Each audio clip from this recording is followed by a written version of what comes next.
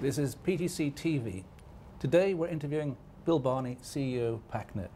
Bill, why are you at PTC?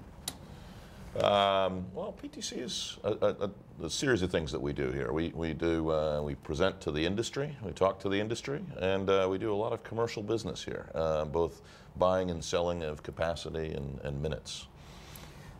Has it been a profitable endeavor for you over the past few years? Always. This is probably one of our, there's probably 2 or 3 meetings around the world that we do a year where you can actually meet, 100, I think we're actually meeting 185 different carriers while we're here over the course of 4 days. So yes, it's a very helpful endeavor.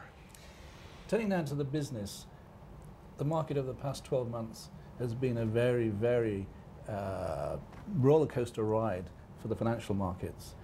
In turn, it's impacted quite a lot of the submarine cable community directly and indirectly because of the capital expenses involved and the difficulty of raising money and credit crisis. What's your view of the marketplace in Asia Pacific at the moment?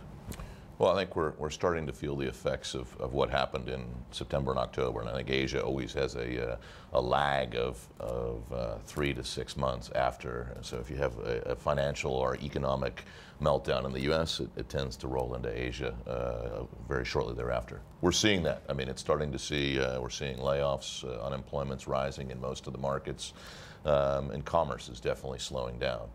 That said, in our industry, we're sort of somewhere in between. We've actually seen continued growth. Our business, actually, we had 2 of our best sales months in November and December, and we're still seeing growth in the internet space, but it's definitely slower. So it's not what it was in 06, 07, but it's certainly not 2001 at this point.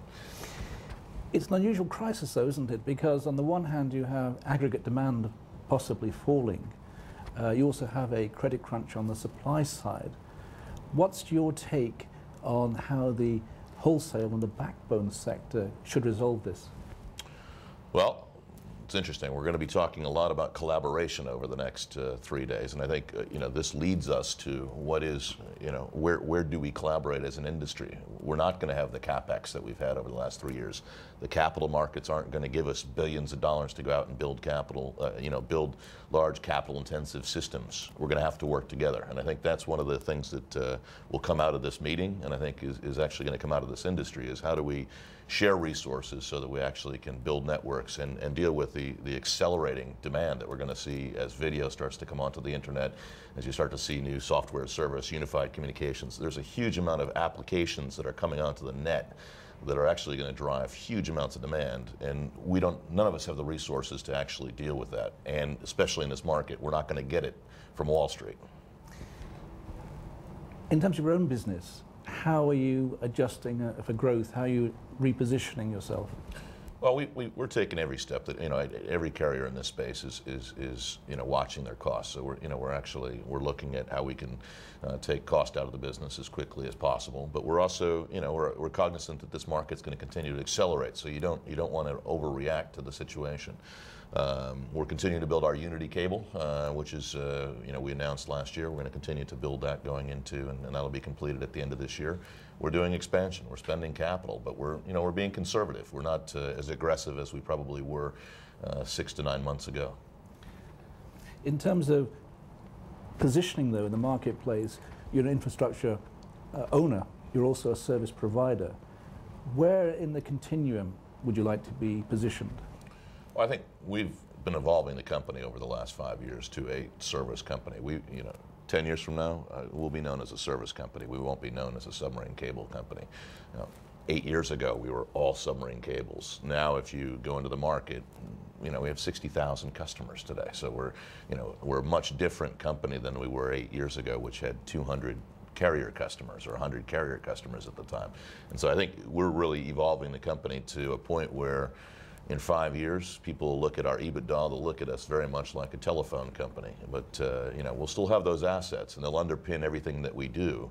But that won't be what people think about when they think about PACNET. They're going to think about a service provider that delivers a very, very solid product in the marketplace to enterprise and carrier customers and media customers. One of the areas that we're seeing that you're seeing it at this particular show and around the world is that media companies and software companies are coming into our space, and we'll be playing in that space, and they're actually going to replace in some ways the demand that the carriers used to be bringing to these types of meetings. What sort of services really are the hallmark of that evolution in the marketplace? What sort of services have you introduced that would really make the marketplace feel, yes, this is an evolving company in the service domain? Well, we've launched, we've got a series of managed services products. We've actually, Pacific Internet was an innovator in the IP space for a long time. We've had a messaging platform, our baseline unified communications platform that we've been actually operating for 7 years, and we're just evolving that. We have a deal with Internet where we actually resell their content delivery services. So we actually have a CDN now sitting on top of our submarine cables today, and we're evolving more into that space. And we've also moved aggressively into the data center space. We're expanding our capabilities in data centers around the region, and we'll be doing that in 2009 and 2010. So we're actually, if you look at where the markets are going, which is high-speed applications running on top of high-speed networks, we're heading in that direction very aggressively, and we're seeing that the enterprise customer is heading where the carrier used to be, and they're going to want those types of services, and so we need to play in that space.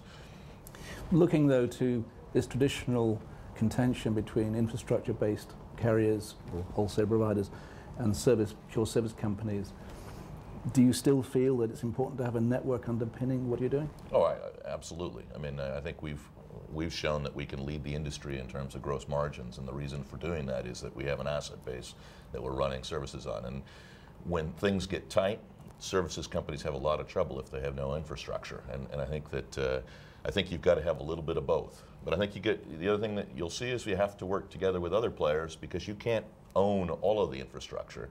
You have to have components of it, but you don't have to have all of it. Have you got a good positive message for those out there who are feeling the pinch at the moment? Well, I think we all have to struggle through the next 6 months. I think for us to say that it's going to be rosy, I think we'd be fooling ourselves. Looking around, I think that's the bad news. I think the good news is the internet's growing. I think that we're seeing new applications coming on the internet. We're seeing subscribers in Asia, in particular, coming on stream, and they're actually taking down more capacity per user. If you look at it incrementally, we're seeing growth not only in users, but in the amount of capacity each user uses. And so I think those fundamentals will actually help us in the long term. But you're going to see a little bit of there's a lot of conservatism right now in terms of customers, whether it be consumers or business customers. I think we'll see that for another 4 or 5 months until things sort of work through the system. And I think that's unfortunate, but the reality is we all have to deal with it. And I'll tell you that I think things look bright for the end of 2009, but I would say they're going to look pretty dark for the next 90 days. Pretty dark, but does that include pricing power? How does pricing power play out in terms of this recession? You mentioned it wasn't like 2001 in terms of a dot-com bust exactly, but surely the revenue generation capability of the industry is going to be affected. Yeah, no, and you have companies that were, the companies that will be affected are the ones that are heavily dependent on debt. Okay, if they were having to restructure debt over the next 2 to 3 years, which is a lot of people in our telco space, they're going to have trouble. Or if they were highly dependent on outside financing for what they're doing. And I think those types of companies may struggle in the next, and it's not just our industry, it's automotive, it's, if you look across all the sectors, anyone that's got a capital requirement and needs to raise external capital is struggling right now. And those guys will have trouble, and we'll probably see some of them go into Chapter 11. I don't think Nortel's the only guys that are going to go into Chapter 11 over the next 90 days. So I think, there will be some of that carnage, but I don't think it'll be what it was in 2001 when you saw just this rapid deterioration and all these companies all of a sudden heading into the ditch. I don't think that's going to happen, but I think you'll see some. So you're predicting fewer players on the landscape and maybe more reliable players on the landscape left behind? Yeah, well, I think there are more reliable players today. Okay, I think the